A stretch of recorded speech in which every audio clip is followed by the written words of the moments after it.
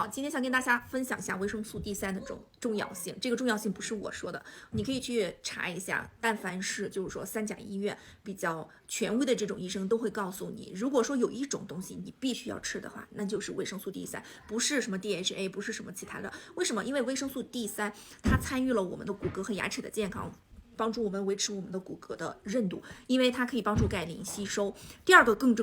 重要的作用就是它在我们免疫系统的发育以及发挥作用中发挥重要的作用。什么是免疫系统？你通俗的讲来说，就是说帮我们提高身体的抵抗力，让我们身体有防御能力。当外界的病毒和细菌入侵我们身体的时候，我们身体里的免疫细胞可以把它们杀死。主要呢就是 B 淋巴细胞、T 淋巴细胞以及巨噬细胞，这三类细胞在它的形成和发挥作用的过程中，都跟维生素 D3有密切的关系。当妈妈的都知道，孩子出生15天之后就要吃维生素 D3。为什么说现代人都需要去适当的补充一些维生素 D3呢？就是通过我们的身体裸露去晒太阳，这是唯一一个我们自己免费合成的方式。另外就是从深海鱼里面可以获得适量的维生素 D3。除此之外，饮食里面几乎摄取不到维生素 D3，尤其是现在的适龄儿童，你像初中生、高中生，他基本上在太阳比较好的这段时间都是在室内的，很少去室外，尤其是秋冬季节，更要把这个维生素 D3和吃起来。还有一类人群是非常适合稍微大剂量的补充的，就是即将要步入或者是已经步入更年期的女性，因为我们女性在这个阶段，我们身体里的激素下滑的非常